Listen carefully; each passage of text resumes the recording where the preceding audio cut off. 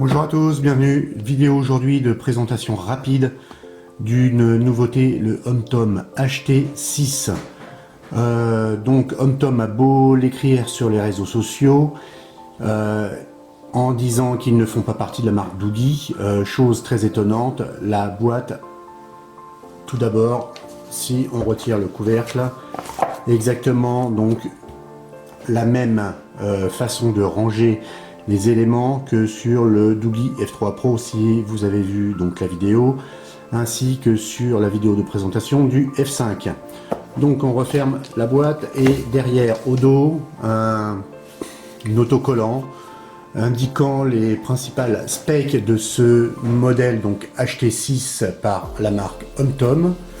Donc un MT6735 à 1 GHz, donc il est bien sûr dual SIM, en micro SIM, Android 5.1, donc il a un GPS avec un processeur donc dédié au GPS, bon, pourquoi pas, donc il est équipé d'un écran 5,5 pouces en HD, donc IPS en Corning Gorilla Glass, donc c'est un écran 5 points capacitif, donc on vérifiera tout ça dans nos tests suivants un peu plus tard dans les jours qui viennent. Caméra principale, une Sony de 8 mégapixels, je ne sais pas laquelle, il faudrait qu'on vérifie, mais ils l'ont interpolé en 13. Bon, la caméra avant, une 2 mégapixels interpolée en 5. On a du mal un petit peu à lire parce que c'est pas terrible leur autocollant. Donc internal memory, donc on a 2 Go de RAM et 16 Go de ROM, et son point fort, donc une batterie de 6250 mAh. Donc ils ont fait plus fort que VK World avec le 6050, puisque là donc on a une batterie de 6250 mAh. Donc ça c'est vraiment son gros point fort.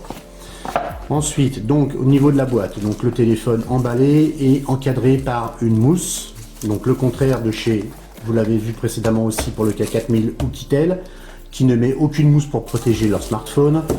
Donc petite trappe, exactement la même, donc on l'a dit, que sur les F5 et F3 Pro, câble USB, micro USB, câble OTG, donc on imagine qu'il est donc OTG, un chargeur logoté HomeTom et un chargeur que vous voyez ici, voilà, 2 ampères. Donc ça me paraît un peu logique vu la taille de la batterie, 6250 mAh. Et sous cette trappe, une autre boîte, exactement, vous l'avez vu et remarqué, la même que chez Doogee. La même pochette que chez Doogee, et quasiment le même manuel utilisateur que chez Doogee. Donc bref, et d'ailleurs aussi, chose importante, la petite pile qui permet d'ouvrir le tiroir, parce que vous le verrez, nous-mêmes, enfin moi j'ai été surpris parce qu'il me semblait qu'il n'avait pas été indiqué comme étant, vous l'aurez compris, unibody, mais le HT6 est alors unibody. Bon, bref, il a décidé de nous embêter. Voilà. On referme le tout. Voilà. Et on va attaquer par le smartphone. On retire tout de suite de sa petite pochette. Alors, le HomeTom arrive protégé avec donc une coque arrière. Avec, c'est franchement, ils ont beau dire ce qu'ils veulent en disant qu'on ne fait pas partie du groupe, enfin de la marque, on n'est pas une sub-brand de Doogee, blablabla, blablabla, très honnêtement, c'est la même chose. Voilà, ça c'est dit. Donc la même petite étiquette derrière avec les IMEI. Et donc vous le voyez, c'est un unibody parce que la coque arrière, aucune encoche pour retirer donc cette coque arrière. Alors, premier aperçu, un film très sale. Bref, c'est pas... Alors, il est Corning Gorilla Glass, donc moi, toujours la question, pourquoi mettre un film? Bon, je pense qu'on va le retirer rapidement parce que, en plus, vous le voyez, il est mal posé. D'ailleurs, vous le voyez, on le fait devant vous, on va le retirer tout de suite et ça sera beaucoup plus agréable à la caméra. Voilà. Voilà quelque chose qui est quand même beaucoup plus agréable à l'œil.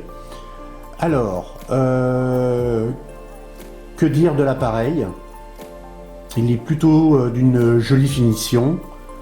Donc un peu dans le classicisme actuel qui est d'avoir donc des chanfreins alus et donc la face plane entre ces deux chanfreins ici peinte en noir.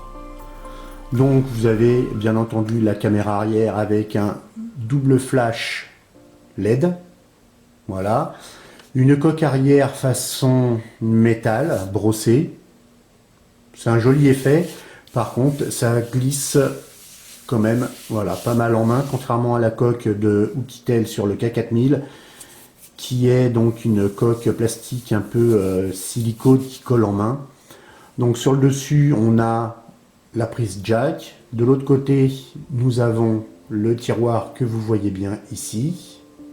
Un tiroir qui n'est pas complètement à fleur, qui bouge, enfin non, qui ne bouge pas, pardon, mais qui dépasse légèrement. Bon bref, on verra ça après. Le micro et la prise micro USB. Donc le haut-parleur se trouve derrière cette grille, bien entendu. Rien de bien extraordinaire. Capteur de proximité et luminosité ici. Voilà. La caméra ici. Donc le haut-parleur qui se trouve en façade n'est pas protégé par une grille, lui. Et par contre un écran, voilà, qui marque pas mal les empreintes, c'est un peu dommage. Alors en termes de smartphone, voilà, donc c'est le HT6 avec un écran plat, donc il n'y a pas d'écran 2,5D qui est la mode actuelle.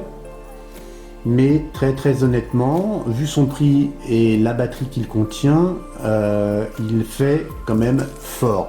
On va regarder tout de suite la qualité de ce tiroir en l'ouvrant. Donc nous revoilà avec la pin magique qui va nous permettre d'ouvrir donc le tiroir de ce HomeTom HT6. Voilà. Alors, quelle est la qualité de ce tiroir qui, même lui, est difficile à retirer? Voilà, ça c'est fait.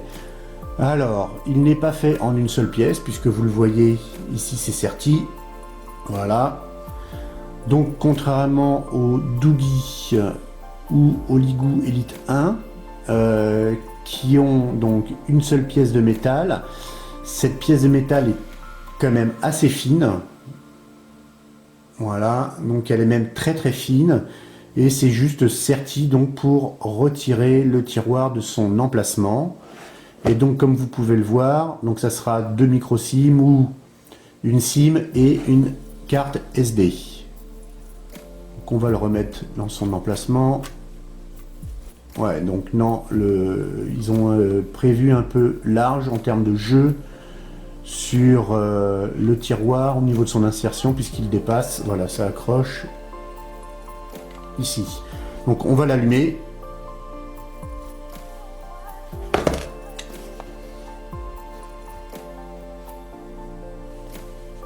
Voilà. Et puis on va le laisser démarrer tranquille.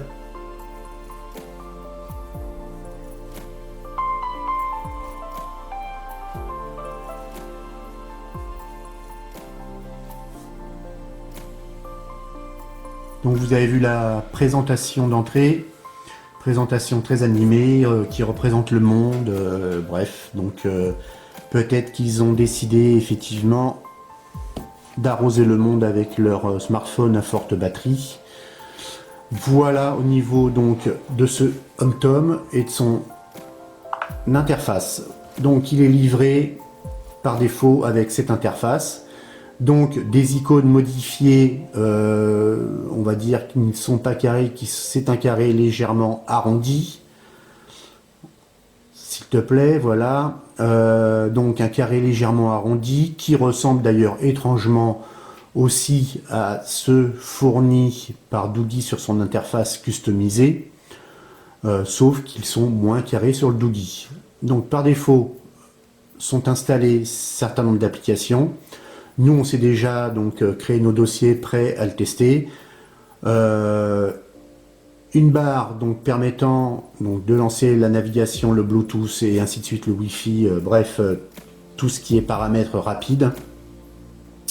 Ensuite, le bouton, donc toutes les applications classiques. Par défaut était installé Gmail. Que je dise pas de bêtises, le gestionnaire de fichiers donc traditionnel. Je ne sais plus, il me semble pas que YouTube, non, YouTube n'était pas installé. Donc le minimum, on va dire, syndical au niveau de l'interface Android. Alors, un smartphone très fluide, vous le voyez. Bon, pour l'instant, il n'y a rien non plus encore en mémoire, mais un smartphone très fluide. Je l'ai déjà testé personnellement au niveau donc du Wi-Fi sans le mettre sur notre routeur supplémentaire. Et il capte très bien le signal Wi-Fi, même à distance pas très grande, mais quand même avec des murs en béton qui nous séparent. Donc au niveau Wi-Fi, c'est plutôt pas mal. Ensuite, donc vous le voyez, il y a une lettre de notification, mais comme vous avez pu le voir, les boutons donc sont métallisés et donc non rétroéclairés. Bon, au moins, ils ont eu la décence donc de les dessiner et de les mettre en métallisé. Donc voilà. Des paramètres, rien d'extraordinaire. Ils ont aussi customisé donc les icônes de tous les paramètres Android. Contrairement au K4000, nous n'avons eu aucun bug mineur, en tout cas bug mineur, ni de bug majeur d'ailleurs, on va le clarifier tout de suite. Donc aucun bug sur l'interface et ses paramètres. Donc le paramétrage s'est très correctement passé. Donc il contient un ensemble de gesture motion. Donc au niveau téléphonie, on le retourne pour le mettre en silencieux. Donc le traditionnel system motion. Donc moi, ce que j'aime mettre, c'est le double tap to lock, donc traditionnel. Voilà, ok. Voilà donc au niveau de son gesture motion et système. Donc voilà. Ensuite, au niveau affichage, rien d'extraordinaire. Stockage, vite fait. Donc 16 Go lancés et on a 10 Go de libre parce que nous on a déjà installé un certain nombre de choses, y compris des jeux gros. La batterie, donc là on est à 89% et si vous le voyez bien, donc on est le 24, ok, et en utilisant le smartphone tel qu'il est actuellement, donc avec le Wi-Fi activé, il est annoncé donc jusqu'au 29 16h, ok. Donc clairement, grosse batterie, costaud, avec un smartphone qui semble être bien conçu autour de cette batterie, donc qui dure voilà 5 jours en l'utilisant tel que nous l'avons utilisé, c'est-à-dire en faisant un peu de Facebook. Vous l'avez vu, il y a des alertes Facebook qui sont apparues, on a joué un petit peu, bref, donc pas mal de choses. On n'a pas encore fait le test Geekbench, mais ça prévoit quand même du bon et du lourd. Donc de ce côté-là, d'ailleurs en parlant de lourd, oups, j'allais le faire tomber, mais il fait quand même son poids ce smartphone. On analysera ça plus tard. Lors de nos tests approfondis, on verra son poids. Ensuite, rien d'extraordinaire. Et à propos, si on regarde les mises à jour, je crois qu'elles datent du 28-10. Donc on peut toujours rechercher, mais je pense pas qu'il y ait une mise à jour actuellement de disponible. Voilà, votre appareil est à jour. Donc pas de mise à jour à effectuer à cette date. Donc ensuite, oui, rapidement aussi, au niveau du Smart Somatosensory, ce qu'ils appellent, donc le mouvement de la main donc devant les capteurs, hein, donc on bouge les pages, la caméra, blablabla, blablabla, les photos. Donc voilà au niveau de son interface. Interface sobre, noir, rien de particulier. Rapide au niveau du Play Store qu'on a pu voir en le lançant, c'est qu'ils n'ont pas installé la dernière version du Play Store, alors que chez Doogee, ils ont installé la dernière, par exemple sur le F5. Vous le verrez cette semaine, avant la fin de la semaine, donc la présentation complète et le test complet donc, du F5, après sa revue rapide.